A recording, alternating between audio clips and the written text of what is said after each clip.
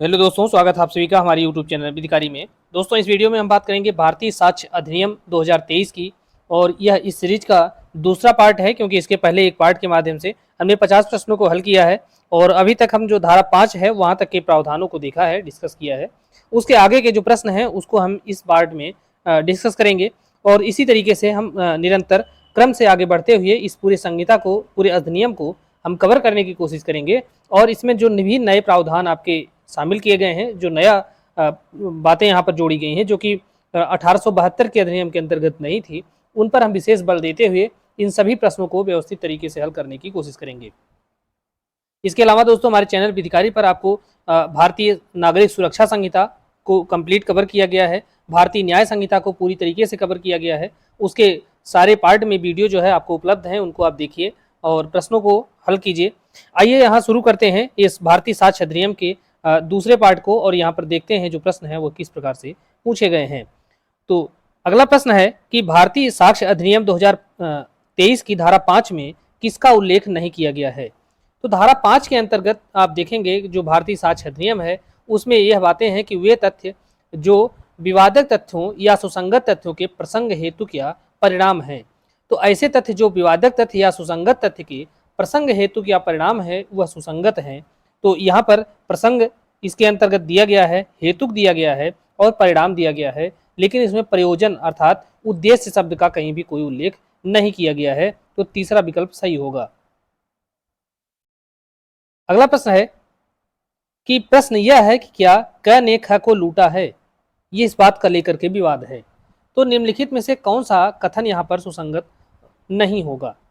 तो अगर यह प्रश्न है कि क्या क ने ख को लूटा है, तो उस लूट को साबित करने के लिए कुछ बातें यहाँ पर साबित करनी होंगी जिससे यह प्रतीत हो कि हाँ उसके पास यह अवसर था। तो धारा 5 के अंतर्गत आप क्या देखते हैं, प्रसंग देखते हैं, हेतुक देखते हैं या परिणाम देखते हैं। तो प्रसंग से तात्पर्य अवसर है, हेतुक से तात्पर्य कारण है और परिणाम से तात्पर्य प्रभाव है या उसका जो रिजल्ट है वो क्या हुआ। तो अब जब यह प्रश्न उठता है कि क्या क ने ख को लूटा है, तो हम उसको चेक करेंगे कि क्या वह ऐसी परिस्थितियां विद्यमान थी जिसमें क ख को लूट सकता था। तो यहाँ पर ख की जेब में रुपए थे, यह बात अगर साबित हो जाती है तो यह बात भी साबित हो जाएगी कि हाँ क ने ख को लूटा था, अर्थात पहला जो कथन है यह सुसंगत होगा।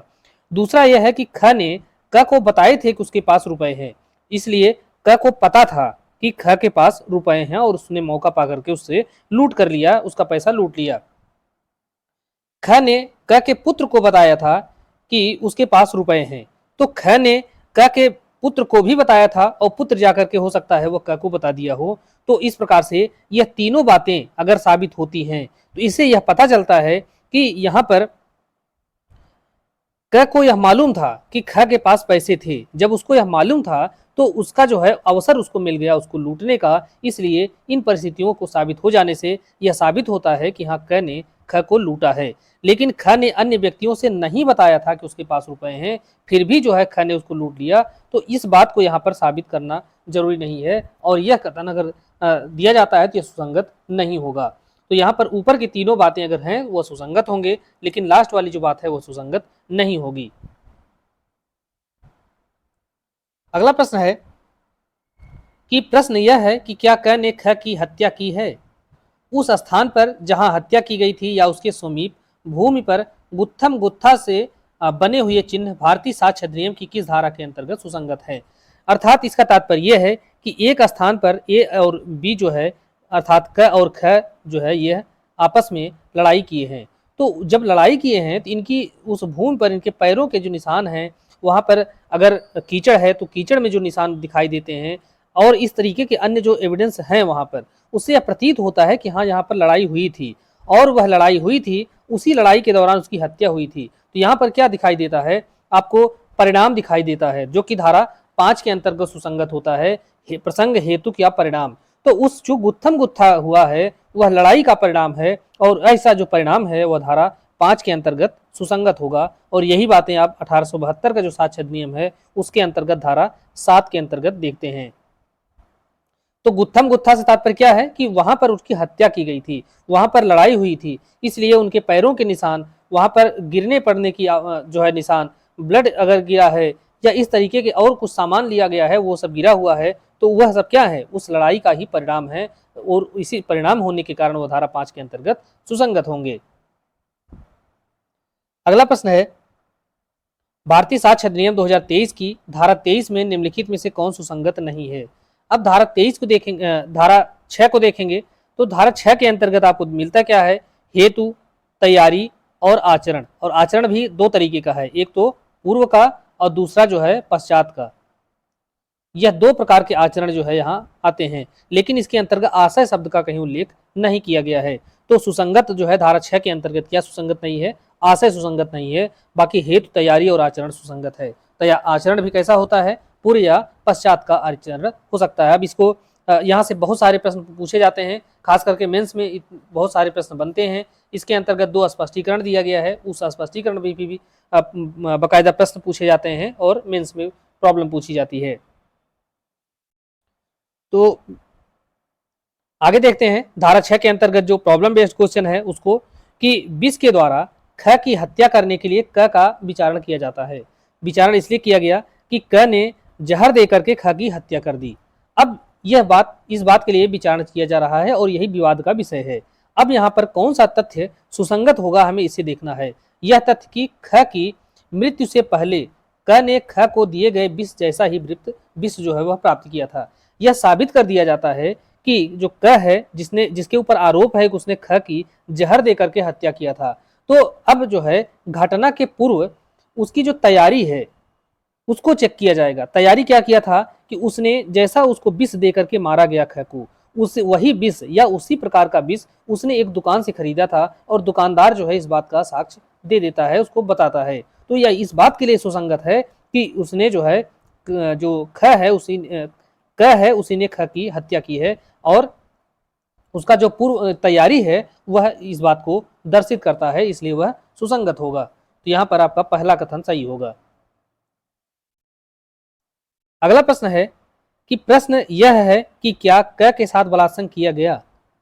तो यह तथ्य कि बलात्संग के अल्पकाल पश्चात उसने अपराध के बारे में परिवाद किया, वे परिस्थितियां जिनके अधीन तथा वे शब्द जिनमें वह परिवाद किया गया, वह क्या होगा, सुसंगत होगा या नहीं होगा। वह बिल्कुल सुसंगत होगा। इसलिए सुसंगत होगा क्योंकि यह घटना के तत्काल बाद, तुरंत पश्चात की बात की रही, अल्पकाल पश्चात अर्थात तुरंत बाद, तो घटना के पश्चातवर्ती आचरण है।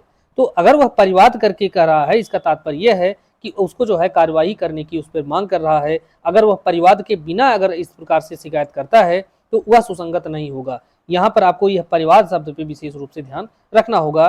धारा 6 के अंतर्गत यह बात सुसंगत होगी। और यह जो प्रश्न है यह आपका इसी से एक दृष्टांत दिया गया है, दृष्टांत पर ही आधारित है। वह दृष्टांत जे है, धारा 6 का दृष्टांत जे पर यह प्रश्न जो है आधारित है। लेकिन इसी के अंतर्गत यह बताया गया है कि यह तथ्य कि क ने परिवाद के बिना अगर कहा कि मेरे साथ बलात्संग किया गया है तो वह क्या होगा, सुसंगत नहीं होगा। हालांकि वह मृत्युकालिक कथन के रूप में जो है सुसंगत हो सकता है या संपोषक साक्ष्य के रूप में धारा 160 के अधीन वह सुसंगत हो सकता है, लेकिन वह जो है धारा 6 के अंतर्गत उसका आचरण के रूप में वह सुसंगत नहीं हो सकता। अगला प्रश्न है कि प्रश्न यह है कि क्या क को लूटा गया।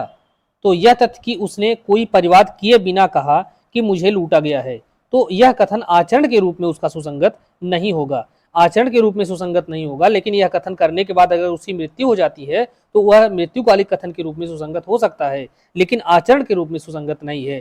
आचरण के रूप में सुसंगत होने के लिए उसको परिवाद के साथ कथन करना होगा कि मुझे लूटा गया, तभी वह सुसंगत होगा। अगला प्रश्न है कि प्रश्न यह है कि क्या ख के प्रति क 10,000 रुपए का देनदार है। यह तथ्य कि क ने ग से धन उधार मांगा और घ ने ग से क की उपस्थिति और श्रवण गोचरता में कहा कि मैं तुम्हें सलाह देता हूं कि तुम क पर भरोसा मत करो, क्योंकि वह ख के प्रति 10,000 रुपए का देनदार है। और यहाँ पर क कोई उत्तर नहीं देता है और बिना उत्तर दिए चला जाता है। इस प्रश्न को आप और बेहतर तरीके से समझें कि यहाँ पर प्रश्न यह है कि क्या ख के प्रति 10,000 रुपए का जो क है वह देनदार है। तो जो क है वह कर्ज लिया हुआ है किससे, ख से। यह बात आप देखें, ध्यान रखें। तो ख के प्रति जो क है वह कितने का 10,000 रुपए का देनदार है। अब यह इससे कर्ज लिया हुआ है। एक बात यह तथ्य कि क ने अब यह जो क है यह फिर से जाता है ग के पास पैसा मांगने। ग के पास जो है ग के पास जाता है धन उधार मांगने। जब यहाँ पर यह जाता है पैसा मांगने तो इससे पैसे की मांग करता है और यहीं पर एक जो चौथा व्यक्ति घ है, घ कहता है ग को कि तुम क को पैसे मत देना और उस पर विश्वास मत करना। इसलिए मत करना क्योंकि इसने अभी ख से 10,000 रुपए लिया है और अभी तक उसको वापस नहीं किया है। तो ऐसी स्थिति में ग का यह कथन था, ग का नहीं बल्कि यह क का यह कर्तव्य था कि वह इस बात पर ऑब्जेक्शन करे घ की, लेकिन वह इस बात पर कोई ऑब्जेक्शन नहीं करता और वह उठ करके वहां से चला जाता है। वह इस बात के लिए ऑब्जेक्शन करता कि तुमसे क्या मतलब है, हमने ख का पैसा लिया था उसको दे दिया है या नहीं दिया है, उसके एवज में कोई संपत्ति दी है, या ग को हम पैसे ले रहे हैं तो इसको इतने दिन में वापस कर दे रहे हैं, ये सारी आर्गुमेंट अपना कर सकता था। लेकिन जब घ यह कहता है कि तुम क के ऊपर विश्वास मत करो, यह ख से भी पैसा लिया है और अभी वापस नहीं दिया है, तो ऐसी स्थिति में क को यह बोलना चाहिए था, वह बोला नहीं और उठ करके वह चला गया वहां पर। तो ऐसी स्थिति में इसका जो कथन होगा घ का यह क्या होगा, सुसंगत होगा। अब यह प्रश्न आपका पूछा कहा गया है, तो धारा 6 का एक स्पष्टीकरण दिया गया, स्पष्टीकरण संख्या 2। तो उसके अंतर्गत यह कहा गया कि जब किसी व्यक्ति का आचरण सुसंगत है तब उससे या उसकी उपस्थिति और सर्वगोचरता में किया गया कथन जो उसके आचरण पर प्रभाव डालता है वह भी सुसंगत होगा। तो इस प्रकार से इसका जो आचरण है और क की जो श्रवण गोचरता और उसकी उपस्थिति में किया गया था तो यह जो है सुसंगत होगा धारा 6 का दूसरे स्पष्टीकरण के अनुसार। अगला प्रश्न है, एक मामले में अन्वेषण के दौरान की गई पहचान परेड भारतीय साक्ष्य अधिनियम की किस धारा के अंतर्गत साक्ष्य में ग्राह्य है। तो पहचान परेड की जो कार्रवाई है यह पूछा जाता है और बहुत बार इसको पूछा भी गया है, क्योंकि 1872 के अधिनियम के अंतर्गत आप इसको धारा 9 में पढ़े करते थे, लेकिन अब जो है यह धारा 7 के अंतर्गत सुसंगत है। तो पहचान परेड क्या होता है कि जब एक अपराध हुआ और अपराध के बाद जो अपराधी कई है मान लीजिए, या रात को अपराध हुआ या अपराधी जो है उसको पहचाना नहीं जा पा रहा है, तो ऐसी स्थिति में जो पीड़ित व्यक्ति है, पीड़ित व्यक्ति के सामने अपराधियों में से जिसके ऊपर संदेह है उन सबको यहाँ पर खड़ा कराया जाएगा और जो पीड़ित व्यक्ति है वह इन सब में से सबकी पहचान करेगा। इसे ही पहचान परेड की कार्रवाई कहा जाता है। तो यह जो है धारा 7 के अंतर्गत इसका जो साक्ष्य है वह ग्राह्य होता है। तो पहचान परेड किसी अपराध के अन्वेषण के दौरान पुलिस को इस उद्देश्य से शिनाख्त कार्रवाई करना पड़ता है जिससे साक्षी उस व्यक्ति की पहचान कर सके या उस संपत्ति की पहचान कर सके जो कि अपराध से संबंधित होते हैं। तो ध्यान रहे पहचान परेड जो है यह संपत्ति की भी होती है और व्यक्ति की भी होती है। हालांकि अगर इसमें कई बार पूछ लिया जाता है तो संपत्ति शब्द को अमूमन लोग ध्यान नहीं रखते हैं, इसलिए यहाँ से गलती होने की संभावना रहती है। इसलिए पहचान परेड के मामले में संपत्ति और व्यक्ति इन दोनों की ही पहचान कराई जा सकती है। तो पहचान परेड की जो कार्यवाही है यह कैसा साक्ष्य है, क्या यह संपोषक साक्ष्य है या सारवान साक्ष्य है। तो पहचान परेड की जो कार्यवाही होती है हमेशा ध्यान रहे यह संपोषक साक्ष्य होता है। इसको बहुत बार पूछा गया है, इसलिए आगे भी इसको पूछा जा सकता है। धाराओं के बदलने से कोई प्रभाव नहीं पड़ेगा, इसके जो मूल तत्व है, मूल प्रोविजन है वही है, केवल धारा बदली है। तो इसलिए आपको जितनी पुरानी बातें थी सब की सब शब्दशः उसको याद रखना होगा, चाहे वह केस लॉ हो, चाहे वह उसके सिद्धांत हो, चाहे जो बातें हो, उसको आपको उसी रूप में याद रखना होगा। अगला प्रश्न है, वे सुसंगत तथ्य जो किसी स्थान, नाम, तिथि, संबंध या पक्षकारों की पहचान का स्पष्टीकरण देते हैं या उसको पूरा स्थापित करते हैं, वे भारतीय साक्ष्य अधिनियम 2023 की किस धारा के अंतर्गत सुसंगत है। तो यहाँ पर आप क्या देख रहे हैं कि वे तथ्य जो किसी स्थान, नाम, तिथि, संबंध, पहचान, पक्षकारों की पहचान इनको स्पष्ट करते हैं। स्पष्टीकरण से तात्पर्य यह है कि उनको स्पष्ट करते हैं या उनको पूरा स्थापित करते हैं, अर्थात उनको प्रमाणित करते हैं कि हाँ यह वही व्यक्ति है, वही नाम है, वही तारीख है, वही व्यक्ति है। इन सभी को उनको पहचान का जो है स्पष्ट करते हैं। तो वह जो है किसके अंतर्गत आएंगे, तो धारा 7 के अंतर्गत आएंगे। तो यहाँ पर आपको विशेष रूप से ये सारी बातें ध्यान रखनी होगी, पहचान परेड के अंतर्गत ही आते हैं। क्योंकि अभी तक क्या था कि जो है व्यक्ति की पहचान नहीं हो पाई थी या किसी स्थान की पहचान नहीं हो पाई थी या कोई तिथि नहीं स्पष्ट थी। तो अगर कोई व्यक्ति इस बात का स्पष्ट करता है कि हाँ यह वही स्थान है, वही नाम है, वही तारीख है, वही संबंध है, तो यह सब बातें जो है धारा 7 के अंतर्गत जो पहचान परेड की कार्यवाही है उसके अंतर्गत सुसंगत होंगी। अगला प्रश्न है, शिनाख्त परेड से संबंधित महत्वपूर्ण केस इसमें कौन सा है? अब यह केस आपसे बार बार पूछा गया है और आगे भी पूछा जाएगा। तो शिनाख्त परेड से संबंधित महत्वपूर्ण केस जो है वह रामनाथ बनाम तमिलनाडु राज्य का है और यह धारा 7 से संबंधित है। और अभी तक जो है आप शिनाख्त परेड जो है धारा 9 के अंतर्गत पढ़ते थे, 1872 का जो साक्ष्य अधिनियम था, लेकिन अब 2023 का जो नया अधिनियम है इसके अंतर्गत यह धारा जो है 7 के अंतर्गत आप इसको देखते हैं।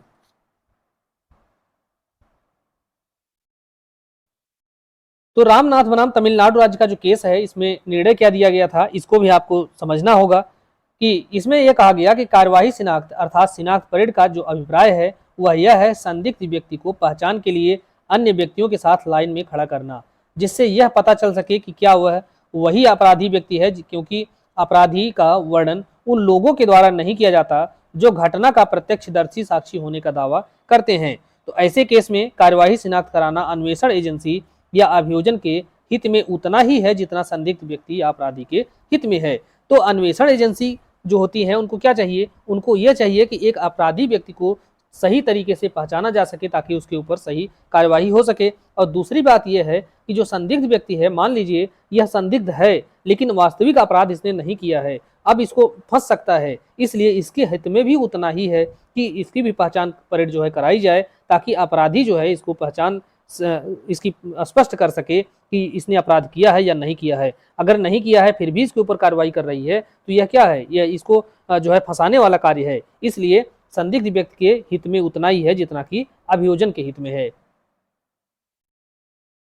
अगला प्रश्न है, चोरी का अभियुक्त क है और चुराई हुई संपत्ति ख को देते हुए देखा जाता है, जो उसे क की पत्नी को देते हुए देखा जाता है।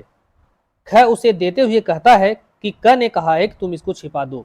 यहाँ पर जो ख का कथन है वह इस बात को स्पष्ट करता है कि वह जो संपत्ति है निश्चित रूप से उसमें कोई न कोई गड़बड़ी है। अब यहाँ पर इस दृष्टांत को और बेहतर तरीके से आप समझें कि चोरी का अभियुक्त क है, तो क एक अभियुक्त है और इसने चुराई हुई संपत्ति ख को दिया। तो जब यह संपत्ति इसको दे रहा था उस समय किसी ने इसको देख लिया था। अब देख लिया था और इसी के साथ साथ जो ख है यह क की पत्नी एक्स है, यह संपत्ति ले जाकर के, यह मान लीजिए कोई संपत्ति है, यह संपत्ति ले जाकर के एक्स को देता है। तो क ने अपनी एक संपत्ति अपने चेले ख को दिया या अपने नौकर को दिया या अपने जो सहयोगी है उसको दिया ख को कि यह चुराई हुई संपत्ति है, तुम इसको पकड़ो और ले जाकर के हमारी बीवी को दे देना। जब वह बीवी को उसके दे रहा था एक्स को, उस समय यह कह रहा था कि क ने कहा है कि तुम इस संपत्ति को छिपा दो। तो यहाँ पर जो ख का कथन है उस व्यक्ति, अगर वह कथन साबित हो जाता है तो वह उस समव्यवहार का भाग होने वाले तथ्य को स्पष्ट कर रहा है। वह इस बात को स्पष्ट कर रहा है कि वह संपत्ति छिपाने के लिए जो कही जा रही है वह निश्चित रूप से कोई न कोई अपराध से संबंधित है या संदिग्ध संपत्ति है, क्योंकि वही संपत्ति क ने ख को दिया था, यह भी देखा गया था। तो यहाँ पर जो पहला कथन है यह सही होगा और धारा 7 के अंतर्गत यह क्या होगा, सुसंगत होगा। और धारा 7 के अंतर्गत ही दृष्टांत जो ई है, यह ई जो है इसी के संदर्भ में प्रावधान करता है। अगला प्रश्न है, क का बलवा के लिए विचारण किया जा रहा है और उसका भीड़ के आगे आगे चलना साबित हो गया। तो यहाँ पर भीड़ की आवाजें हैं वह क्या सुसंगत होंगी, अगर होंगी तो वह किस प्रकार से होंगी।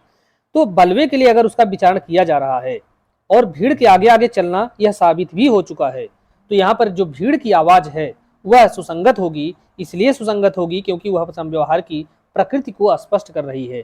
समव्यवहार की प्रकृति को स्पष्ट कर रही है तो जो बातें किसी बात को स्पष्ट कर रही हैं या उसको साबित करती हैं अर्थात उसको पूरा स्थापित करती हैं वह क्या है, सुसंगत होंगी। तो इसलिए जो है धारा 7 के अंतर्गत यह जो है सुसंगत होगी, क्योंकि इससे यह बात स्पष्ट है, यह बात साबित होती है कि वहां पर बलवा किया गया है और भीड़ के में जो है ये शामिल था, क शामिल था, यह बात भी साबित हो चुकी है। तो यह साबित हो जाएगा कि वह बलवा ही किया है। अगला प्रश्न है, सामान्य परिकल्पना के बारे में षड्यंत्रकारी के द्वारा कही गई या की गई बातें भारतीय साक्ष्य अधिनियम 2023 की किस धारा के अंतर्गत सुसंगत है? तो सामान्य परिकल्पना के बारे में षड्यंत्रकारी के द्वारा कही गई या की गई कोई बातें हैं तो वह जो है धारा 8 के अंतर्गत सुसंगत होती है। इसका तात्पर्य क्या है?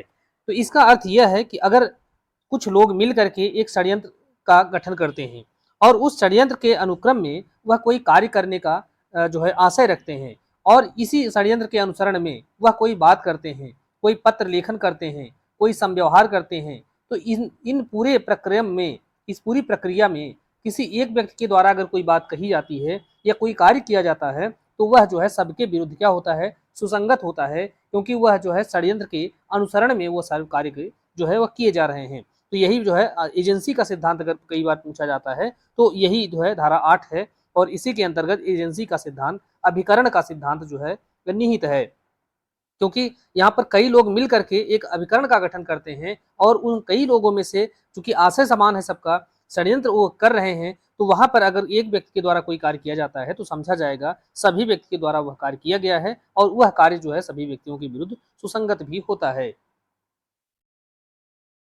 तो धारा 8 के अनुसार जबकि दो या अधिक व्यक्ति अपराध करने के लिए यह मिल करके क्या करते हैं? षड्यंत्र करते हैं, तो वहां उनके सामान्य आशय धारण करने के बाद अब उन्होंने अपना आशय बना लिया है और आशय बनाने के बाद उन्होंने कोई कार्य करने के लिए षड्यंत्र रचा है।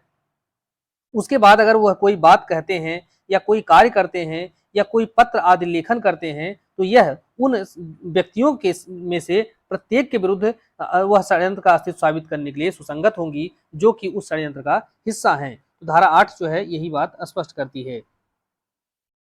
अगला प्रश्न है मिर्जा अकबर बनाम किंग एम्परर, यह केस जो है यह किससे संबंधित है? तो मिर्जा अकबर बनाम किंग एम्परर का केस जो कि आप 1872 का जो अधिनियम देखते थे इसके अंतर्गत जो है धारा 10 आती थी और वही धारा अब वर्तमान के जो 2023 का अधिनियम है इसके अंतर्गत धारा 8 के अंतर्गत आती है। तो धारा 8 के अंतर्गत आप धारा को न यहाँ पर ध्यान रखेंगे बल्कि आप कॉन्सेप्ट को समझेंगे कि सामान्य परिकल्पना के बारे में षड्यंत्रकारी के द्वारा कही गई या की गई बातों से संबंधित जो केस है वह केस कौन सा है? मिर्जा अकबर का केस है। इसके अलावा आर बनाम ब्लैक एंड टाइड का केस है, बद्री प्रसाद बनाम बिहार राज्य का केस है। तो यह सारे केस जो है यह आपके इस प्रावधान से संबंधित हैं और यह प्रावधान पहले धारा 10 में था, अब यह जो है धारा 8 के अंतर्गत आ गया है।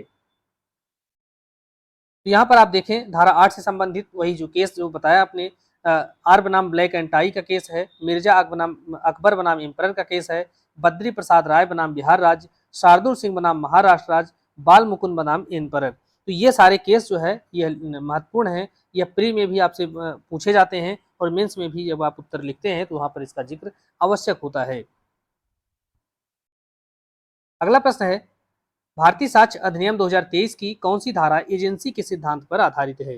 तो जैसा कि आपने देखा कि सामान्य परिकल्पना के बारे में षड्यंत्रकारी के द्वारा कोई बात की जा रही है तो कई व्यक्ति मिलकर के जब आपस में षड्यंत्र करते हैं वह एक अभिकरण का जो है गठन करते हैं और इसलिए एक व्यक्ति द्वारा कोई कार्य या कोई बात की जाती है तो वह सभी व्यक्तियों के विरुद्ध सुसंगत होती है। इसलिए जो है एजेंसी का सिद्धांत या अभिकरण का सिद्धांत धारा 8 के अंतर्गत आता है। तो एजेंसी के सिद्धांत के अनुसार जब अनेक व्यक्ति किसी अपराध को करने के लिए षड्यंत्र रचते हैं तो प्रत्येक व्यक्ति दूसरे का एजेंट माना जाता है और जैसे मालिक अपने एजेंट के कार्यों के लिए उत्तरदायी होता है उसी प्रकार एक षड्यंत्रकारी अपने सह षड्यंत्रकारी के उन सारे कार्यों के लिए जिम्मेदार होता है जो कि उस षड्यंत्र के अग्रसर में किया गया है। तो यहाँ पर अब व्यक्ति जो है चाहे वह कार्य में शामिल रहा हो चाहे न शामिल रहा हो, लेकिन अगर वह षड्यंत्र में शामिल है तो वह उस कार्य के लिए उत्तरदायी होगा। इसलिए जब षड्यंत्र का गठन होता है तो जरूरी नहीं कि प्रत्येक व्यक्ति उसके अंतर्गत आने वाले कार्य करें, बल्कि षड्यंत्र के अंतर्गत एक व्यक्ति ने अगर कोई कार्य कर दिया तो समझा जाएगा कि जो व्यक्ति उस षड्यंत्र का हिस्सा था उसका भी यहाँ पर आशय विद्यमान है, उसका भी कार्य यहाँ पर विद्यमान है, इसलिए वह भी उत्तरदायी होगा भले उसने उस कार्य को डायरेक्ट न किया हो। तो यह जो है इसका आधार है। उदाहरण यहाँ पर दिया गया है कि यह विश्वास करने का युक्तियुक्त आधार है कि क राज्य के विरुद्ध युद्ध करने के षड्यंत्र में शामिल हुआ है। अब यहाँ पर यह बात साबित हो रही है कि एक व्यक्ति क है वह राज्य के विरुद्ध युद्ध करने का षड्यंत्र हो रहा है और उस षड्यंत्र में शामिल हुआ है। अब यहाँ पर क इस षड्यंत्र में शामिल है। इसके बाद देखें कि ख ने उस षड्यंत्र के प्रयोजनार्थ यूरोप में आयुध उपाप्त किए।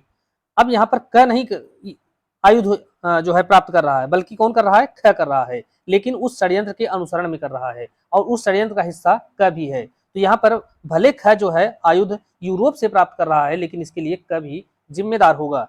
ग ने वैसे ही उद्देश्य से कलकत्ता में धन संग्रह किया। तो यह जो है कलकत्ता में वह उसी षड्यंत्र के अनुसरण में धन संग्रह कर रहा है। तो यहाँ पर देखेंगे कि जो ग है उसके कार्य के लिए भी क उत्तरदायी होगा। घ क्या करता है, उसी षड्यंत्र के अनुसरण में लोगों को उस षड्यंत्र में शामिल होने के लिए प्रेरित करता है। उसके बाद एक जो अगला व्यक्ति अंगा है, उसने आगरा में उस उद्देश्य से के पक्ष में लेख प्रकाशित किया और जो ग के द्वारा कलकत्ता में संग्रहित धन था उसको च में दिल्ली से छ के पास काबुल भेजा। तो यह सारे जो कार्य हो रहे हैं, इन तथ्यों और षड्यंत्र का वृत्तांत देने वाले झ के द्वारा लिखित पत्र की अंतर्वस्तु में से वह षड्यंत्र का अस्तित्व साबित करने के लिए तथा उसमें क की सह अपराधिता साबित करने के लिए सुसंगत है। तो यहाँ पर आप देख रहे हैं कि एक व्यक्ति झ है और वह एक पत्र लिख रहा है और उस पत्र के अंतर्गत ये सारी बातें बता रहा है कि ख ने षड्यंत्र के अनुसरण में यूरोप में जो है आयुध प्राप्त किया, ग ने कलकत्ता में धन संग्रह किया, घ जो है वह मुंबई में लोगों को षड्यंत्र में शामिल होने के लिए प्रेरित कर रहा है और अंगा जो है आगरा में उसी उद्देश्य से एक लेख प्रकाशित करता है। और यह सारे जो कार्य हो रहे हैं, इन सारे कार्यों का विवरण जो है एक व्यक्ति झ है उसके द्वारा एक पत्र के अंतर्गत दिया गया है और उसी पत्र में उसने ये भी बताया है कि क जो है उसमें उस षड्यंत्र में शामिल था। तो इस प्रकार से जो क जो है डायरेक्ट कोई कार्य नहीं कर रहा है लेकिन उस षड्यंत्र में शामिल है, इसलिए वह भी अपराधी समझ लिया जाएगा। अब यहाँ पर जो क है वह यह अपना बचाव रखता है कि चाहे वह उन सभी के बारे में अनभिज्ञ रहा हो, भले उसको कुछ न पता हो कि ये सारे कार्य ख ग अंग और च के द्वारा किए जा रहे हैं, लेकिन अगर वह उस षड्यंत्र में शामिल है तो वह जो है उसके लिए उत्तरदायी होगा। तो यह बात सुसंगत है। और अगली बात यह है कि चाहे उन्हें करने वाले व्यक्ति उसके लिए अपरिचित रहे हों। अब यहाँ पर 10 व्यक्ति एक षड्यंत्र के अंतर्गत शामिल हैं। अब जरूरी नहीं है कि 10 जो है एक दूसरे को जानते हैं, लेकिन उस षड्यंत्र में शामिल हैं तो सभी व्यक्ति वहां पर उत्तरदायी होंगे। जरूरी नहीं है कि सभी जो एक दूसरे से परिचित हों। और तीसरा है कि चाहे वे उस षड्यंत्र में सम्मिलित होने से पूर्व या षड्यंत्र से अलग हो जाने के पश्चात घटित हुए हों। तो षड्यंत्र में शामिल होने से पहले चाहे वह सारे कार्य किए गए हों या षड्यंत्र से अब वह व्यक्ति षड्यंत्र का गठन कर लिया है उसके बाद वह वहां से हट जाता है, लेकिन उसी षड्यंत्र के अनुसरण में आगे कार्य कर दिया जाता है, तब भी वह उत्तरदायी समझा जाएगा। ये बहुत महत्वपूर्ण कॉन्सेप्ट है, मेंस में आपसे ये जो है पूछा जाता है, इसलिए आपको इस दृष्टांत को धारा 8 के अंतर्गत एक दृष्टांत दिया गया है, इसको बहुत अच्छे तरीके से आपको पढ़ना होगा और इसको समझना होगा। अगला प्रश्न है, षड्यंत्र से संबंधित सबूत है। यहाँ पर कौन सा सबूत है जिसको षड्यंत्र के लिए सबूत के रूप में स्वीकार किया जाएगा? कि षड्यंत्रकारियों के द्वारा सामान्य उद्देश्य और उसके अनुसरण में किया गया कोई कार्य। तो धारा 8 के अंतर्गत यहाँ पर सामान्य उद्देश्य शब्द का कहीं प्रयोग नहीं किया गया है। साजिशकर्ताओं का समान इरादा, तो समान इरादा से तात्पर्य है समान आशय, समान आशय, जो कि आप बीएनएस के अंतर्गत या आईपीसी के अंतर्गत जब पढ़ते हैं महबूब शाह का केस, तो वहां पर सामान्य आशय और समान आशय में अंतर बताया गया। तो समान आशय जो है यहाँ पर इसकी आवश्यकता नहीं होती है, सामान्य उद्देश्य की आवश्यकता नहीं होती है, बल्कि साजिशकर्ताओं का समान इरादा एवं उसे आगे बढ़ाने के लिए उनमें से किसी के ने कुछ भी कहा, किया या लिखा है। तो यह बात जो है यहाँ पर सबूत होगी इस बात का कि वहां पर षड्यंत्र किया गया है। तो अगर उनका जो है समान इरादा रहा है, अर्थात सामान्य आशय है और उस सामान्य आशय के अनुसरण में अगर उन्होंने कुछ भी कहा है, कुछ भी किया है या कुछ भी लिखा है, तो यह जो है कथन या किया गया कार्य या लेखबद्ध कोई बातें हैं तो वह उस षड्यंत्र को साबित करती हैं, उसके लिए सबूत के रूप में सुसंगत होती हैं। अगला प्रश्न है, निम्नलिखित में से कौन सही सुमेलित नहीं है? तो सुमेलित करने के लिए यहाँ देखेंगे धारा 5 के अंतर्गत क्या प्रावधान है। तो धारा 5 को अंतर्गत देखेंगे कि वे तथ्य जो विवादक तथ्य का परिणाम है, हेतुक है या प्रसंग है, यह जो है क्या है इसके अंतर्गत सुसंगत है धारा 5 में। इसके बाद आप धारा 4 को देखेंगे तो इसके अंतर्गत धारा 4 में जो है रेस जेस्टे अर्थात एक ही समव्यवहार का भाग जो है सुसंगत होता है। उसके बाद आते हैं धारा 6 के अंतर्गत, तो धारा 6 में जो है यहाँ पर हेतु तैयारी और पूर्व या पश्चात का आचरण सुसंगत है। तो वे तथ्य जो विवादक तथ्य की तैयारी, तो तैयारी, आचरण या हेतु दर्शित करते हैं, तो यह भी सुसंगत है। और इसके बाद आता है धारा 9, धारा 9 के अंतर्गत यहाँ पर सुसंगत तथ्यों के स्पष्टीकरण या पूरे स्थापन के लिए आवश्यक बातें यह इसके अंतर्गत नहीं आती हैं, बल्कि धारा 9 के अंतर्गत क्या आता है कि वे तथ्य जो अन्यथा सुसंगत नहीं है वे कब सुसंगत हैं, अर्थात अन्यत्र उपस्थिति का अभिवाक या प्ली ऑफ इलीबाई जिसे कहते हैं, यह इसके अंतर्गत सुसंगत है। और यह जो विवादक तथ्य या सुसंगत तथ्य के स्पष्टीकरण या पूरा स्थापन के लिए जो आवश्यक तत्व हैं, यह जो है धारा 7 के अंतर्गत सुसंगत होते हैं। तो यहाँ पर चौथा विकल्प है सुमेलित नहीं है। अगला प्रश्न है, कोई तथ्य जो अन्यथा सुसंगत नहीं है वह कुछ परिस्थितियों में सुसंगत होता है, तो उन परिस्थितियों को भारतीय साक्ष्य अधिनियम 2023 की किस धारा के अंतर्गत बताया गया है? तो यह जो है बात बताई गई है धारा 9 के अंतर्गत। धारा 9 में बताया गया है कि वे तथ्य जो अन्यथा सुसंगत नहीं है वे सुसंगत होते हैं। वे तब सुसंगत होते हैं जबकि वे किसी विवादक तथ्य या सुसंगत तथ्य से असंगत हैं, या यदि वे स्वयं या अन्य तथ्यों के संसर्ग में किसी विवादक तथ्य या सुसंगत तथ्य के अस्तित्व या अनस्तित्व को अत्यंत अधिसंभाव्य या अनधिसंभाव्य बना देते हैं। अगला प्रश्न है कि प्रश्न यह है कि क्या क ने किसी अमुक दिन कलकत्ता में अपराध किया? यह तथ्य कि वह उस दिन लद्दाख में था, वह जो है किस रूप में सुसंगत होगा? तो धारा 9 के अंतर्गत आप देखते हैं कि अगर कोई तथ्य है ऐसा जो कि अन्यथा सुसंगत नहीं है, तो अन्यथा अगर वह सुसंगत नहीं है तो फिर भी वह सुसंगत होगा। कब होगा? जबकि वह विवादक तथ्य या सुसंगत तथ्य से असंगत है। या दूसरी बात यह है कि यदि वे स्वयं या अन्य तथ्यों के संसर्ग में किसी विवादक तथ्य या सुसंगत तथ्य के अस्तित्व को या उसके अनस्तित्व को अत्यंत संभाव्य बना देते हैं या अत्यंत असंभव बना देते हैं। तो यहाँ पर यह कहा जा रहा है कि वह एक दिन कलकत्ता में हत्या किया, लेकिन वह साबित करता था कि हम उस दिन लद्दाख में थे। तो लद्दाख में था और वह कलकत्ता में उसी दिन हत्या हुई, और वही टाइम पे वह लद्दाख में था। तो एक व्यक्ति एक ही समय पर दो स्थानों पर नहीं रह सकता। यह कार्य क्या है? अत्यंत असंभव है। इसलिए क्योंकि जो है उसका कार्य सुसंगत है, क्योंकि वह विवादित तथ्य के अस्तित्व को अत्यंत क्या करता है? अनधिसंभाव्य बना देता है, अत्यंत असंभव टाइप का बना देता है। इसलिए धारा 9 के अंतर्गत इसका कार्य आता है। अगला प्रश्न है कि प्रश्न यह है कि क्या क ने अपराध किया है? अब परिस्थितियां ऐसी हैं कि अपराध क, ख या ग में से किसी एक व्यक्ति ने ही किया है, कोई चौथा व्यक्ति नहीं आया है। प्रश्न यह है कि क्या क ने अपराध किया है, अर्थात यहाँ पर 3 व्यक्ति हैं और तीनों में से एक व्यक्ति जो क है इसी के ऊपर संदेह किया जा रहा है कि क्या क ने ही अपराध किया है। और परिस्थितियां ऐसी हैं कि केवल यही तीनों व्यक्ति ही वहां पर उपस्थित थे और कोई था ही नहीं, इसलिए कोई चौथा व्यक्ति अपराध कर ही नहीं सकता। और वह हर तथ्य जिससे यह दर्शित होता है कि वह अपराध किसी अन्य व्यक्ति के द्वारा नहीं किया जा सकता था, और यह दर्शित कर दिया गया कि केवल 3 व्यक्ति के द्वारा ही किया जा सकता था, और ख या ग ने यह अपराध नहीं किया। तो यहाँ पर केवल 3 व्यक्ति ही थे और यह भी साबित कर दिया गया कि ख और ग ने कोई अपराध नहीं किया था। अब क के विरुद्ध कोई भी बचाव यहाँ पर क के विरुद्ध इस प्रकार से एक तरीके से आप देख रहे हैं कि धारणा कर ली जाएगी कि जब ख और ग ने किया नहीं, चौथा व्यक्ति कोई कर नहीं सकता, बचता है क, तो उसी ने अब माना जाएगा कि क ने ही अपराध किया है। इसलिए यहाँ पर यह क्या होगा? सुसंगत होगा। अगला प्रश्न है प्ली ऑफ इलीबी या प्ली ऑफ इलीबाई या अन्यत्र उपस्थिति का अभिभाग, यह जो है भारतीय साक्ष्य अधिनियम 2023 की किस धारा के अंतर्गत समाहित है या दिया गया है? तो यह एक सिद्धांत है। यह सिद्धांत जो है अभी तक आप जो 1872 का अधिनियम देखते थे, इसमें आपको धारा 11 के अंतर्गत मिलता था। अब वही बात जो है धारा 9 के अंतर्गत आपको मिलती है कि वे तथ्य जो अन्यथा सुसंगत नहीं है वह कब सुसंगत होंगे। तो धारा 9 के अंतर्गत प्ली ऑफ इलीबाई का सिद्धांत समाहित है। अगला प्रश्न है प्ली ऑफ इलीबाई या अन्यत्र उपस्थिति का अभिभाग, इसको सिद्ध करने का भार किसके ऊपर होता है? तो यहाँ पर आप इसको समझें कि यह भार जो है अभियुक्त पर होता है। कैसे होता है कि ये एक व्यक्ति है, इसके ऊपर यह आरोप है कि इसने हत्या किया है, और कहाँ पर? इलाहाबाद में।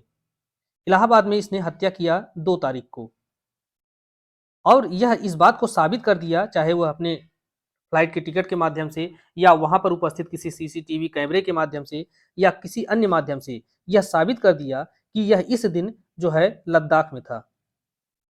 यह साबित कर दे रहा है कि यह इस दिन 2 तारीख को लद्दाख में था, और लद्दाख में था इसके लिए इसने ट्रेन का टिकट है, वहाँ के किसी बैंक में सीसीटीवी कैमरे की फुटेज है या कोई अन्य जो है एविडेंस वहाँ पर दे देता है, जिससे यह साबित हो जाता है कि यह उस दिन इलाहाबाद में था ही नहीं, बल्कि वह कहाँ था, लद्दाख में था। तो यह बात किसके ऊपर है? ए के ऊपर है कि यह बताए कि हम उस दिन इलाहाबाद में थे ही नहीं। लेकिन अगर यह साहब बताता नहीं है कि हम उस दिन लद्दाख में थे, तो यह मान लिया जाएगा कि उसी ने हत्या किया है। तो इसलिए उसको अन्यत्र उपस्थित, अर्थात वह इलाहाबाद में उपस्थित नहीं था बल्कि लद्दाख में उपस्थित था, यह साबित करने का जो भार होगा वह अभियुक्त ए पर ही होगा। तो यहाँ पर यह जो है धारा 9 के अंतर्गत अभियुक्त के ऊपर ऐसा भार होता है। अगला प्रश्न है, दूधनाथ पांडे बनाम उत्तर प्रदेश राज्य का केस किससे संबंधित है? तो दूधनाथ पांडे का केस, संता सिंह का केस, यह बहुत महत्वपूर्ण केस है। यह धारा 9 पे आधारित है, अर्थात प्ली ऑफ एलिबाई का जो कॉन्सेप्ट है इसी पर यह आधारित है और इसे भी बार बार पूछा जा चुका है, आगे भी पूछा जा सकता है। तो किससे संबंधित है? तो अन्यत्र उपस्थिति का अभिवाक से संबंधित है ये। तो इसके अंतर्गत कुछ और महत्वपूर्ण केस हैं जिनको आपको याद रखना ही होगा, क्योंकि ये सारे केस बार बार आपसे पूछे जाते हैं। एक तो संता सिंह बनाम पंजाब राज्य का मामला है। उसके बाद आप देख रहे हैं उत्तर प्रदेश राज्य बनाम सुघर सिंह, सखाराम बनाम मध्य प्रदेश राज्य और ग्रेट लक्ष्मी मंगराजू बनाम आंध्र प्रदेश राज्य। यह 4 केस आपको और याद रखने होंगे, यह भी इसी से संबंधित हैं। इससे से तात्पर्य धारा 9 के अंतर्गत जो सिद्धांत है प्ली ऑफ एलिबाई या अन्यत्र उपस्थिति का सिद्धांत, इसी पर यह आधारित है। अगला प्रश्न है, भारतीय साक्ष्य अधिनियम 2023 की किस धारा के तहत न्यायालय वादों में नुकसानी की रकम अवधारित करते हैं? तो न्यायालय जो है नुकसानी की रकम अवधारित करते हैं, यह जो है धारा 10 के तहत। और यही बात जो है आप देखते थे एविडेंस एक्ट 1872 के अंतर्गत जो प्रावधान था, इसमें जो है आपको धारा 12 के अंतर्गत यह प्रावधान मिलता था। तो धारा 10 के तहत जो है यह अवधारित किया जाता है।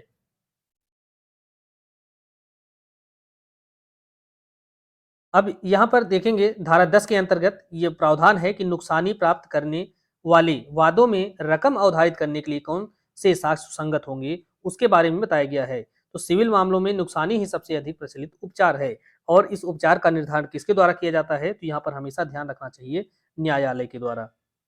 और इस पर केस कौन सा है? तो डाइसन बनाम सिम्पसन का मामला है। बहुत महत्वपूर्ण केस है धारा 10 के ऊपर। धारा 10 जो है यह रकम अवधारित करने की बात करती है। तो नुकसानी की रकम कैसे अवधारित की जाएगी, धारा 10 में बताया गया है। केस आपको यही एक केस अकेले है इसके ऊपर, इसको याद रखेंगे, इसको कभी भी पूछा जा सकता है। और यह रकम किसके द्वारा अवधारित की जाएगी? तो ये बात भी ध्यान रहे, न्यायालय के द्वारा। अगला प्रश्न है, जबकि अधिकार या रूढ़ि का प्रश्न हो तब भारतीय साक्ष्य अधिनियम 2023 की कौन सी धारा सुसंगत तथ्यों के बारे में नियम बताती है? तो जबकि अधिकार या रूढ़ि प्रश्नगत है तब यहाँ पर साक्ष्य अधिनियम 2023 की धारा जो 11 है यह सुसंगत तथ्यों के बारे में नियम बताती है कि कैसे जो है यह तथ्य सुसंगत होंगे। अगला प्रश्न है कि जबकि प्रश्न यह है कि क्या क का एक मीन क्षेत्र पर अधिकार है, तो निम्नलिखित में से क्या सुसंगत नहीं होगा? तो एक मीन क्षेत्र से तात्पर्य समझ सकते हैं आप, एक तालाब है, मीन क्षेत्र या जहां पर मछली पालन होता है, उस क्षेत्र पर कोई व्यक्ति उसका आधिपत्य है, अधिकार है या नहीं है।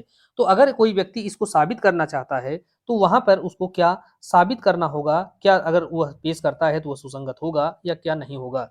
तो अगर वह यह पेश करता है कि उसके पूर्वजों को मीन क्षेत्र प्रदान करने वाला कोई विलेख है, अर्थात एक डॉक्यूमेंट मिलता है और उस डॉक्यूमेंट से यह दर्शित होता है उसके पूर्वजों को वह मीन क्षेत्र चाहे पट्टा के माध्यम से, विक्रय के माध्यम से, वसीयत के माध्यम, किसी भी माध्यम से वह उसको ट्रांसफर किया गया था। अगर वह डॉक्यूमेंट मिल जाता है तो यह सुसंगत होगा कि वह अभी जो उस मीन क्षेत्र पर अधिकार है वह क का होगा। तो यह क्या होगा? विलेख क्या होगा? सुसंगत होगा।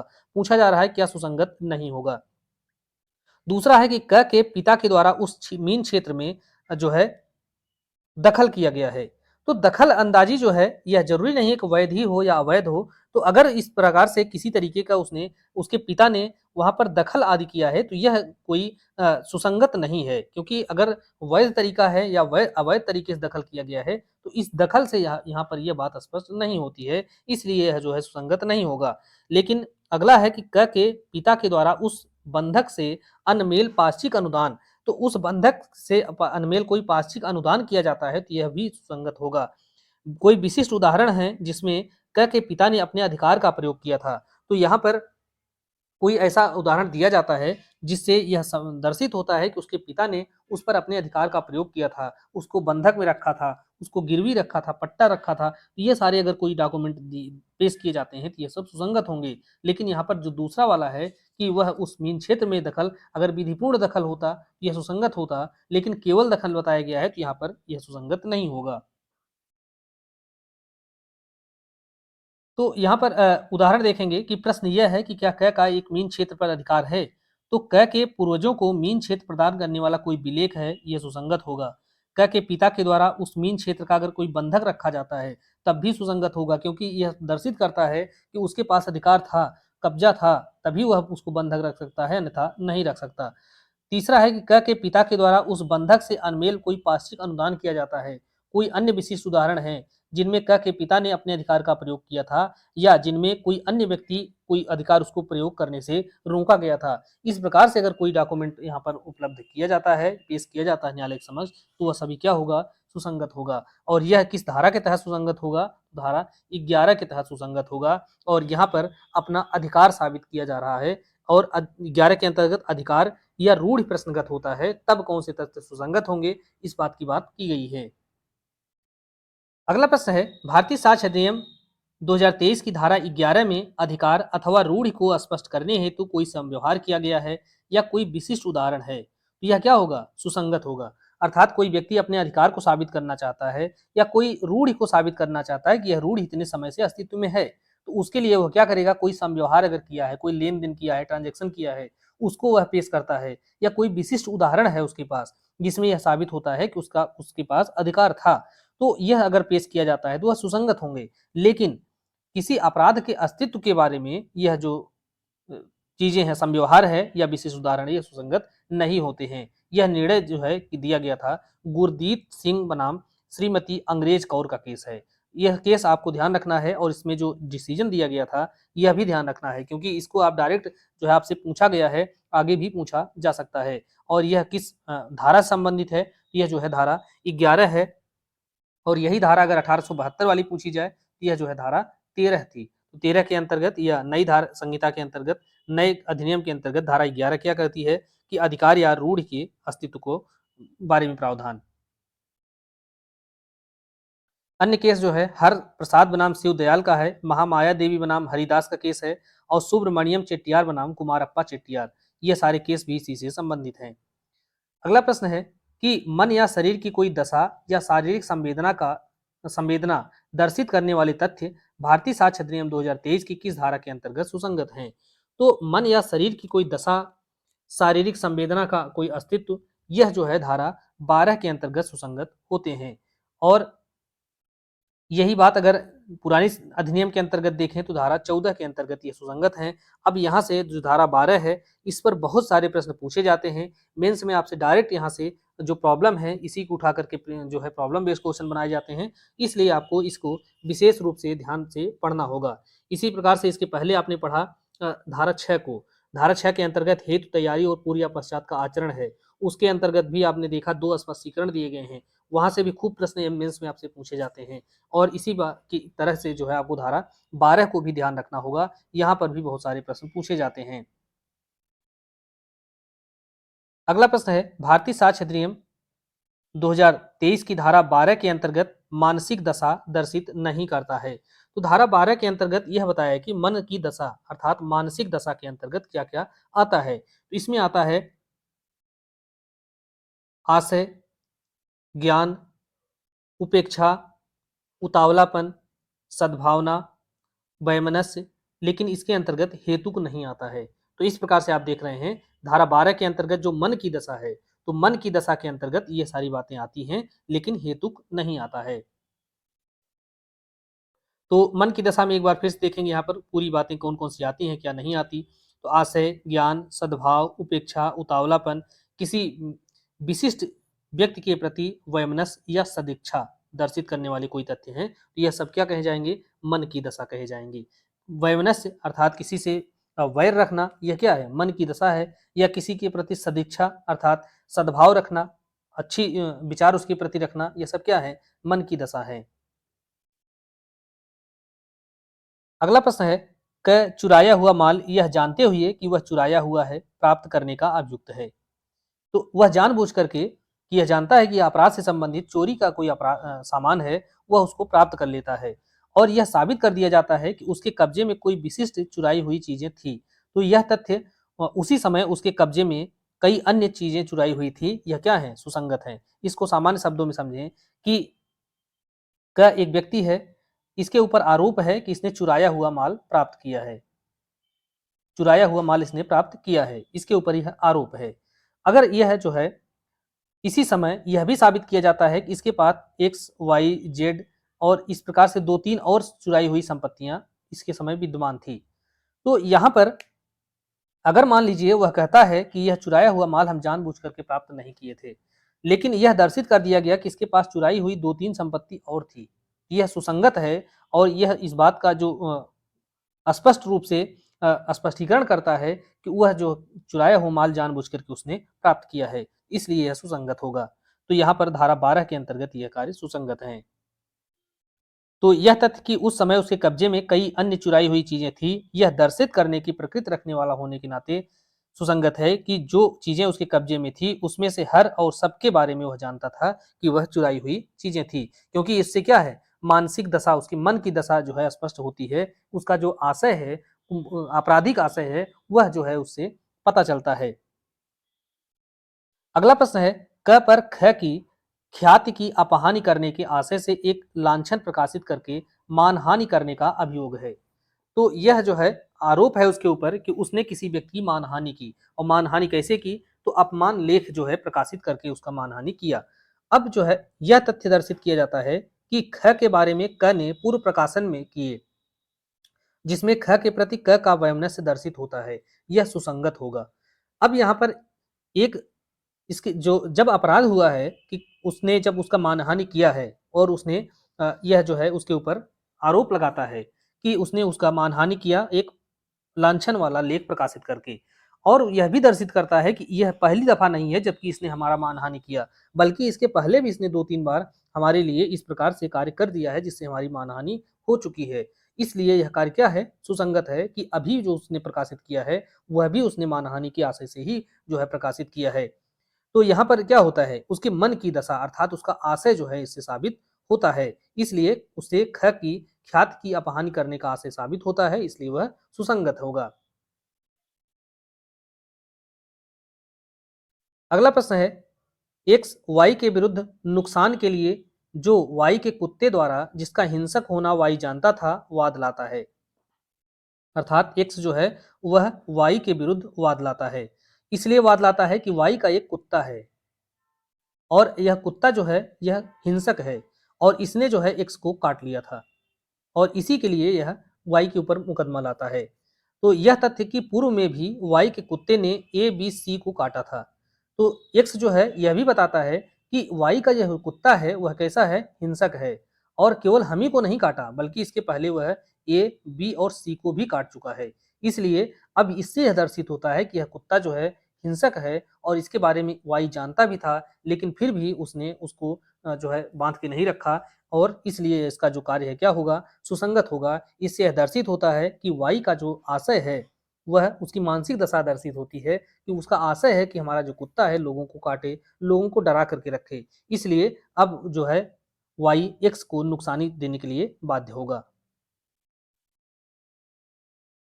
अगला प्रश्न है, क साशय असन के द्वारा ख की मृत्यु कायित करने के लिए हत्या के लिए विचारित किया जाता है। तो क के ऊपर विचारण इसलिए किया जा रहा है क्योंकि उसने असन के द्वारा या हमला करके आशय पूर्वक ख की मृत्यु कारित कर दिया है या उसकी हत्या कर दिया है। यह तथ्य कि क लोगों पर उनकी हत्या करने की आशय से असन करने का अभ्यासी था।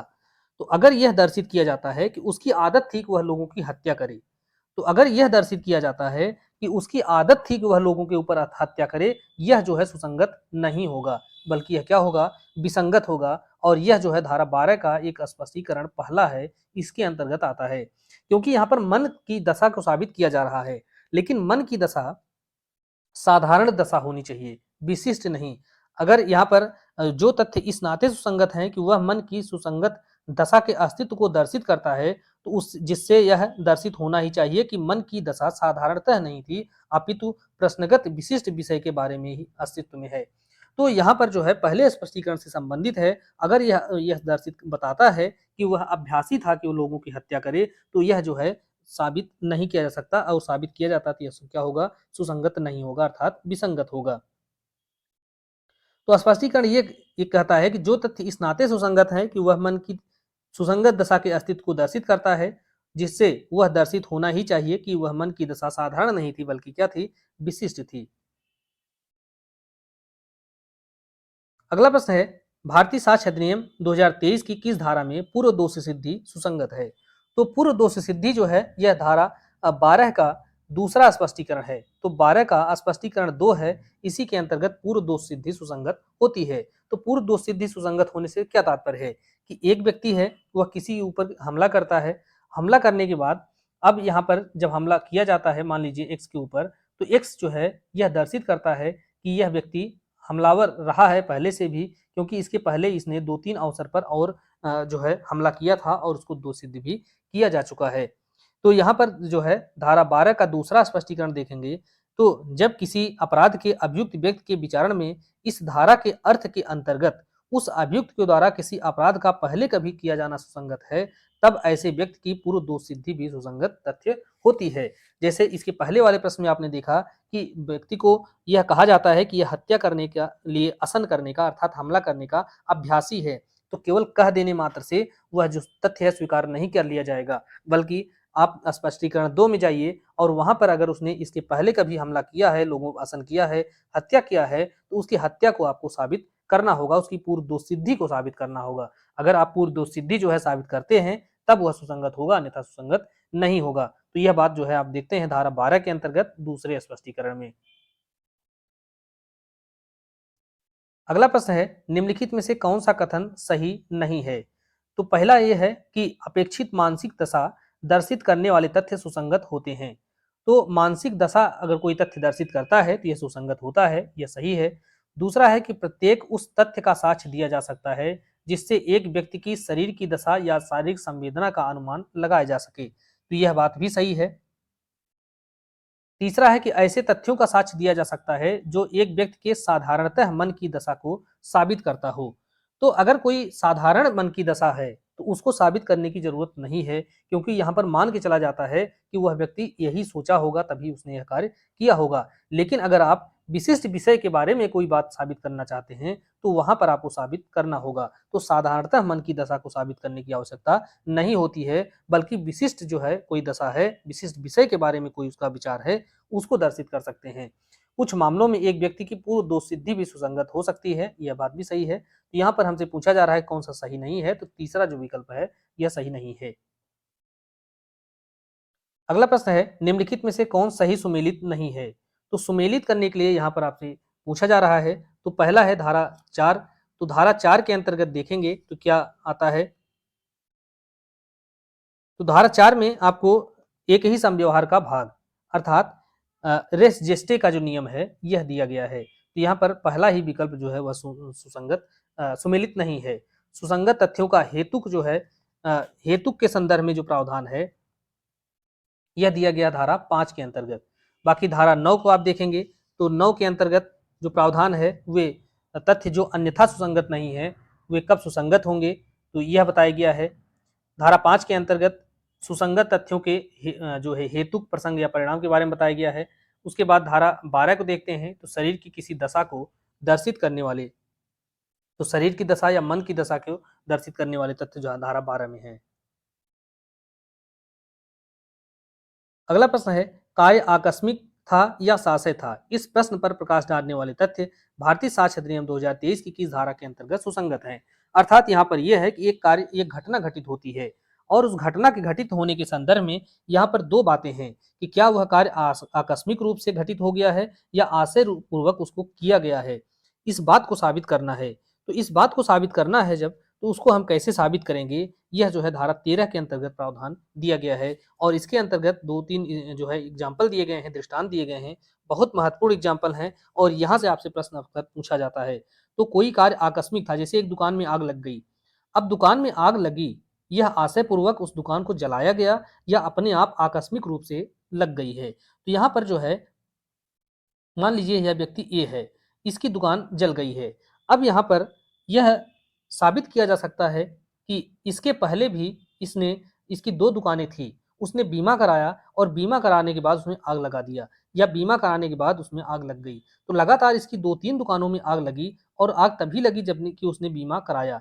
इससे यह दर्शित होता है कि वह बीमा की जो धनराशि है, उसको प्राप्त करने के लिए ही उसने आग लगाया। तो यहाँ पर यह दर्शित करता है कि उसका आशय था। लेकिन इसके पहले उसकी किसी दुकान में आग कभी नहीं लगी, बीमा चाहे हुआ हो चाहे न हुआ हो, लेकिन आज आग लग गई। तो यह क्या है? आकस्मिक घटना है। तो यही इसका एक बेहतर उदाहरण है। धारा 13 पर कुछ महत्वपूर्ण केस हैं जो कि आपको याद रखना चाहिए। आर बनाम ग्रे है, आर बनाम रिचर्डसन का केस है, मेकिन बनाम अटॉर्नी जनरल का मामला है, एम एल प्रीतचंद्र बनाम एम्परर है, ए एल हजारा बनाम सम्राट का मामला है, एम्परर बनाम देवेंद्र प्रसाद का मामला है। इसके अलावा रघुनाथ बनाम आर का मामला है। यह सब मामले जो है धारा 13 से संबंधित हैं। अब धारा 13 पर जो एक प्रश्न आपसे अक्सर पूछा जाता है उसको देखेंगे दृष्टांत के रूप में। तो प्रश्न यह है कि क्या एक व्यक्ति है, इस पर यह अभियोग है कि अपने घर के बीमे का धन प्राप्त करने के लिए उसने उसको जला दिया। उसके ऊपर यह आरोप लगाया गया है। उसने क्या किया? अपने घर का बीमा कराया और बीमा कराने के बाद उसको इसलिए जला दिया ताकि जो बीमा की धनराशि है वो उसको प्राप्त कर सके। यह उसके ऊपर आरोप है। अब जब यह आरोप लगाया गया है तो जो व्यक्ति आरोप लगाता है उसको इसके समर्थन में कुछ तथ्य पेश करने होते हैं। तो तथ्य यह पेश किया जाता है कि क जो है कई घरों में एक के पश्चात दूसरे में रहा, जिनमें से उसने हर एक का बीमा कराया और इनमें से हर एक में आग लगी और क को बीमा की जो धनराशि है वह मिल गई। वह इसलिए सुसंगत है। इसलिए सुसंगत है जिससे यह दर्शित होता है कि वह अग्निकांड जो था वह आकस्मिक नहीं था। क्योंकि जैसा कि आपने पहले भी उदाहरण देखा कि हर घर में वह जा रहा है, उसका बीमा करा रहा है, हर घर जो जल जा रहा है बीमे की धनराशि इसको मिल जा रही है। लेकिन इसके पहले वह कई घरों में गया, लेकिन कोई भी घर में कभी आग लगी नहीं। एक घर की आग लग गई। अब यहाँ पर चाहे वो बीमा कराया है चाहे नहीं कराया है, लेकिन इसकी आग अगर लग गई तो यह दर्शित होता है कि वह जो है आग आकस्मिक रूप से लगी थी। उसने आशयपूर्वक बीमे की धनराशि है उसको प्राप्त करने के लिए नहीं लगाया था। तो पहला कथन यहाँ पर सही होगा। अगला प्रश्न है, कारोबार के अनुक्रम का अस्तित्व भारतीय साक्ष्य अधिनियम 2023 की किस धारा के अंतर्गत सुसंगत है? तो कारोबार के अनुक्रम का अस्तित्व जो है यह धारा 14 के अंतर्गत सुसंगत होता है। इसका तात्पर्य क्या है? तो इसका देखेंगे धारा 14 के अंतर्गत, जबकि प्रश्न यह है कि क्या कोई विशिष्ट कार्य किया गया था, तो कारोबार के किसी अनुक्रम का अस्तित्व जिससे अनुसार वह कार्य स्वभावतः किया जाता है वह सुसंगत है।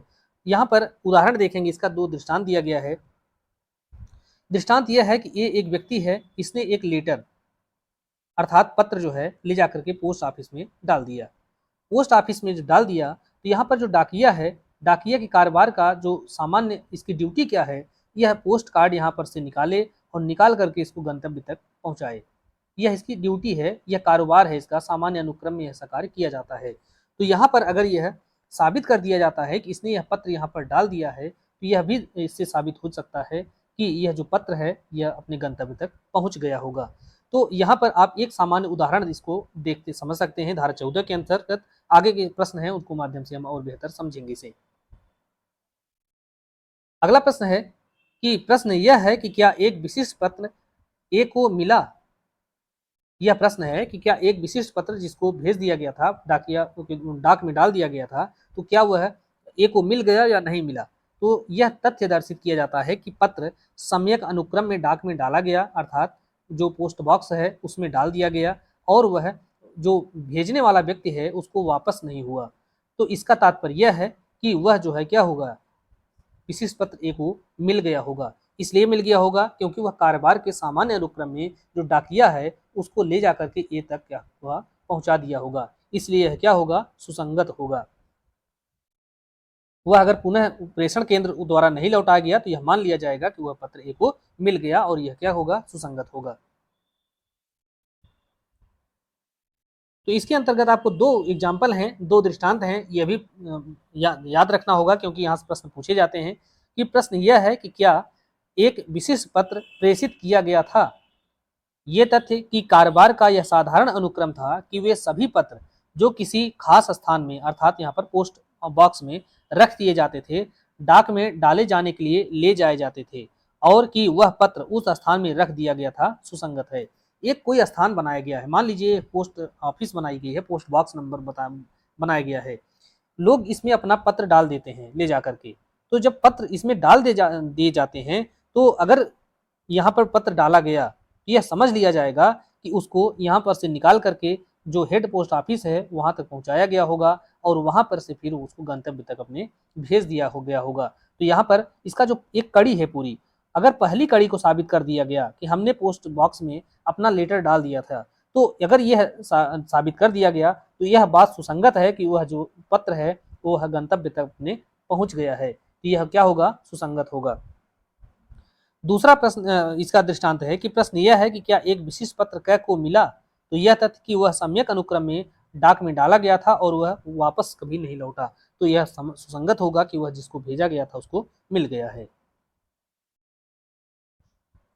अगला प्रश्न है, भारतीय साक्ष्य अधिनियम की कौन सी धारा स्वीकृति को परिभाषित करती है? तो साक्ष्य अधिनियम से तात्पर्य यहाँ पर 2023 का अर्थात नई वाला जो अधिनियम है उसकी बात करते हैं। तो इसकी परिभाषा की बात की जा रही है कि किस धारा के अंतर्गत परिभाषा दिया गया है। तो स्वीकृति की परिभाषा जो है आपको मिलेगी धारा 15 के अंतर्गत, और 1872 का जो अधिनियम था इसमें जो है धारा 17 में यही परिभाषा दी गई थी। तो अब यहाँ पर जो परिभाषाएं हैं अमूमन वह परिभाषाएं धारा 2 के अंतर्गत दी गई हैं सारी, लेकिन स्वीकृति की परिभाषा की बात करें तो स्वीकृति की परिभाषा जो है धारा 2 में नहीं दी गई है, बल्कि कहाँ दी गई है, धारा 15 के अंतर्गत दी गई है। अब अगर संस्वीकृति की बात आए तो संस्वीकृति को कहीं पर भी यहाँ पर परिभाषित नहीं किया गया है। तो संस्वीकृति की परिभाषा नहीं दी गई है, बल्कि संस्वीकृति के बारे में धारा 22 में प्रावधान मिलता है, लेकिन स्वीकृति को परिभाषित किया गया है। तो स्वीकृति भी क्या है, संस्वीकृति भी एक तरीके की स्वीकृति ही होती है, बस यह आपराधिक मामलों में की जाती है। तो स्वीकृति की जो परिभाषा है इसको आप देखें, क्योंकि अभी तक के जितने प्रावधान आपने पढ़ा एक कॉमा तक नहीं आपको बदला मिला है। तो स्वीकृति की परिभाषा आप देख लीजिए, क्या इसमें कुछ बदला है या वही बातें हैं। तो स्वीकृति की परिभाषा जो दी गई है धारा 15 के अंतर्गत वह यह है कि स्वीकृति वह मौखिक या दस्तावेजी या इलेक्ट्रॉनिक रूप में अंतर्विष्ट कथन है जो विवादक तथ्य या सुसंगत तथ्य के बारे में कोई अनुमान इंगित करता है, और जो ऐसे व्यक्तियों और परिस्थितियों में किया गया है जो एक तस्मिन पश्चात वर्णित हैं। तो यहाँ पर आप देखेंगे कि कुछ भी नहीं बदला है। तो यहाँ पर जो स्वीकृति हो सकती है वह मौखिक हो सकती है, दस्तावेजी हो सकती है, या इलेक्ट्रॉनिक रूप में हो सकती है, और यह विवादक तथ्य या सुसंगत तथ्य के बारे में कोई अनुमान इंगित करता है। अब अगर आप इंटरप्रिटेशन करेंगे तो इसी में से 3-4 प्रश्न आपको निकल करके आते हैं कि स्वीकृति कैसे हो सकती है, यह चारों विकल्प तीनों जो है विकल्प में रखा जाएगा। स्वीकृति क्या है, तो विवादक तथ्य या सुसंगत तथ्य के बारे में अनुमान है, यह क्या है, एक अनुमान है।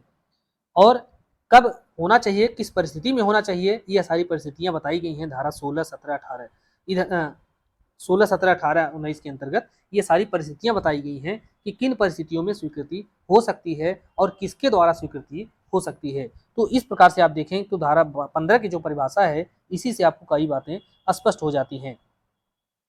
स्वीकृति के संबंध में क्या सही नहीं है, यह मौखिक हो सकती है, दस्तावेजी हो सकती है, इलेक्ट्रॉनिक में हो सकती है, केवल मौखिक। तो जहां तक केवल लग जाए तो ज्यादातर प्रश्न जो है वह विकल्प गलत होते हैं, और जब केवल शब्द का यूज किया जाए तो उसको भी आपको ध्यान से पढ़ना होता है, क्योंकि कई विकल्प ऐसे होते हैं, प्रोविजन ऐसे होते हैं जहां पर केवल एक ही संदर्भ में प्रावधान किया गया रहता है।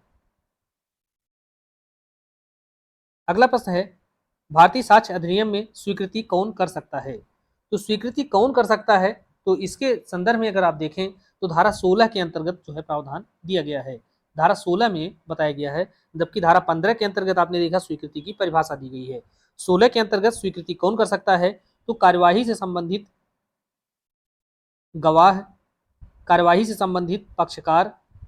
तो जो पक्षकार होता है वही स्वीकृति करता है। पक्षकार से तात्पर्य यह है कि एक पक्षकार है और उसी के अंतर्गत उसका एजेंट भी आता है, इसी के अंतर्गत इसके तरफ से इसके द्वारा प्राधिकृत कोई एजेंट है वह भी कर सकता है। तो दूसरा विकल्प यहाँ पर सही होगा। तो धारा 16 से स्पष्ट होता है कि स्वीकृतियां जो है किसके द्वारा की जा सकती हैं, तो पक्षकार के द्वारा, पक्षकार के एजेंट के द्वारा, विषय वस्तु से हितबद्ध पक्षकार के द्वारा, या वे व्यक्ति जिनसे हित उत्पन्न हुआ है। ये चार बातें आपको बहुत महत्वपूर्ण है, इनको ध्यान रखना होगा और इन्हीं व्यक्तियों के द्वारा स्वीकृति की जा सकती है, अन्यथा किसी व्यक्ति के द्वारा नहीं की जा सकती। अगला प्रश्न है, भारतीय साक्ष्य अधिनियम की धारा 15 के अंतर्गत स्वीकृति के संबंध में निम्नलिखित में से कौन सा कथन सही नहीं है। तो कौन सा कथन सही नहीं है, ये देखना है कि स्वीकृति सबूत के अधित्यजन के रूप में प्रवर्तित होती है, यह बात सही है। इसका अर्थ क्या है? इसका अर्थ यह है कि अगर कोई व्यक्ति है वह अपने अपराध को या अपने कार्य को स्वीकार कर लेता है, तो अब यहाँ पर उसको अब सबूत देने की जरूरत नहीं है कि यह कार्य इसी ने किया है या इसी ने नहीं किया है, बल्कि अगर किसी के ऊपर कोई कार्य करने का आरोप है, अपराध करने का आरोप है और वह व्यक्ति अपना अपराध स्वीकार कर लेता है, तो अब यहाँ पर सबूत दे करके फिर से प्रमाणित करने की जरूरत नहीं है कि इसी ने अपराध किया है, क्योंकि वह अपने अपराध को खुद स्वीकार कर रहा है। इसलिए यह क्या होता है, सबूत के अध्यत्यजन के रूप में प्रवर्तित होता है।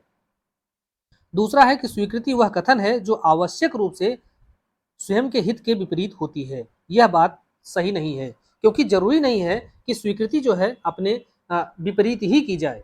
स्वीकृतियां जो है कोई व्यक्ति अपने पक्ष में भी साबित कर सकता है।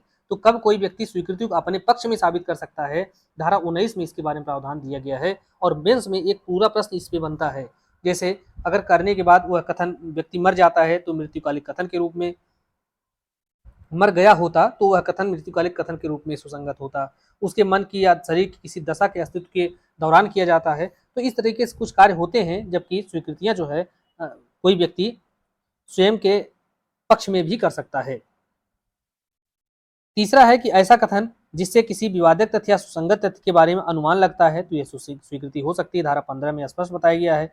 सामान्यतः यह तत्वहीन है कि स्वीकृति किस व्यक्ति के समक्ष की गई है, तो यह बात भी सही है। तो इस प्रकार से सही नहीं है, दूसरा कथन सही नहीं है। अगला प्रश्न है, स्वीकृतियां उन्हें करने वाले पर बंधनकारी हैं जहां तक कि वे किससे संबंधित हैं। तो अगर वे तथ्य से और कानून के प्रश्न से, तो कानून का प्रश्न यहाँ पर नहीं होता, विधि के प्रश्न पर स्वीकृति नहीं की जाती है, बल्कि तथ्य से संबंधित कोई स्वीकृति होती है, अर्थात विवादक तथ्य या सुसंगत तथ्य। तो यहाँ पर तथ्य शब्द आपको मिलता है, तो स्वीकृति किससे संबंधित होती है, तथ्य से। अगला प्रश्न है, कार्यवाही की विषय वस्तु में हितबद्ध पक्षकार के द्वारा या जिससे हित उत्पन्न हुआ हो उसके द्वारा किया गया कथन धारा 15 के अंतर्गत सुसंगत स्वीकृति के रूप में सुसंगत हो सकती है, जबकि ऐसा जो कथन है वह कब किया गया हो। तो धारा 16 के अंतर्गत जो लास्ट वाली पंक्ति है उसको अगर आप देखेंगे तो उससे यह स्पष्ट होता है कि जो हितबद्ध पक्षकार हैं उनका जो कथन है वह स्वीकृति हो सकती है, लेकिन वह स्वीकृति तब की गई हो जबकि हित के चालू रहने के दौरान उसको किया गया हो। तो यहाँ पर पहला जो कथन है यह सही होगा।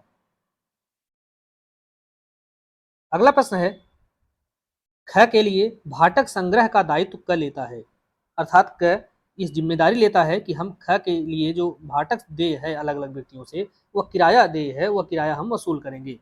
ग के द्वारा ख को शोध्य भाटक संग्रह न करने के लिए क पर ख वाद लाता है। तो अब एक व्यक्ति क है, यह ख की ओर से किराया वसूलता है। ग का एक किराया है जो कि ख को देय है, अर्थात जो ख का एक किराएदार है ग, और ग ने अपना किराया ख को नहीं दिया, और ख यह कहता है कि हमने एक अपना आदमी रखा है कि वह ग से किराया वसूले, लेकिन क ने ग से किराया नहीं वसूला। तो इसलिए वह क्या करता है, क के ऊपर मुकदमा कर देता है कि तुमको हमने जब जिम्मेदारी दी थी तुम एक्स वाई जेड और ग इन सभी से किराया वसूलो, तो तुमने ग से किराया क्यों नहीं वसूला। तो यह इसी को लिए जो है क के ऊपर मुकदमा करता है। क यह कहता है कि ग से कोई आपका बकाया ही नहीं है। क का यह जो कथन है कि ग का कोई बकाया आपके ऊपर है ही नहीं। तो यहाँ पर मुकदमे के दौरान ग हाजिर होता है। ग हाजिर होकर के कहता है कि हाँ सही बात है, हमने 2 महीने का किराया अभी ख को नहीं दिया है। तो यहाँ पर जो ग का कथन है वह क्या होगा, स्वीकृति होगा। और ग का कथन कि उस पर ख को भाटक देय है, यह स्वीकृति है। और यदि क इस बात से इनकार करता है कि ग के द्वारा ख को भाटक देय था तो वह क के विरुद्ध सुसंगत होगा। तो ग जो है स्वीकार करता है कि हमको अपना किराया बकाया है उसको देना है, तो इसलिए जो ग का कथन है वह क के विरुद्ध सुसंगत होगा और ख ने जो मुकदमा क के ऊपर किया है वह यहाँ पर सही साबित हो जाएगा।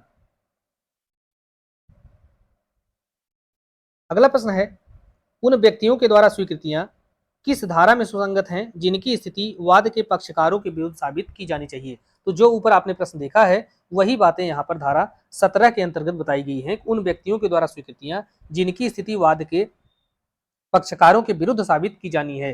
तो पक्षकारों के विरुद्ध साबित की जानी थी, अर्थात आपने देखा कि जो गैर किराएदार था जिसका 2 महीने का पैसा बकाया था, अगर वह अपनी स्वीकृति कर देता है तो उसी के विरुद्ध जो है यहाँ पर जो क के विरुद्ध है उसको साबित किया जा रहा है। तो यहाँ पर धारा 17 के अंतर्गत यह प्रावधान दिया गया है और इस पर एक ही दृष्टांत दिया गया है, उस दृष्टांत से प्रश्न कई बार पूछा गया है, आप उसको जरूर ध्यान रखेंगे। तो इस प्रकार से दोस्तों यहाँ पर हमने 100 प्रश्नों को यह पूरा किया और दूसरा पार्ट आपका कंप्लीट हुआ और इसके आगे के जो भाग हैं उनको हम अगले वीडियो में देखेंगे। तब तक आप चैनल पर बने रहिए, इसको सब्सक्राइब नहीं किया है तो सब्सक्राइब जरूर कीजिए। मिलते हैं नेक्स्ट वीडियो में, धन्यवाद।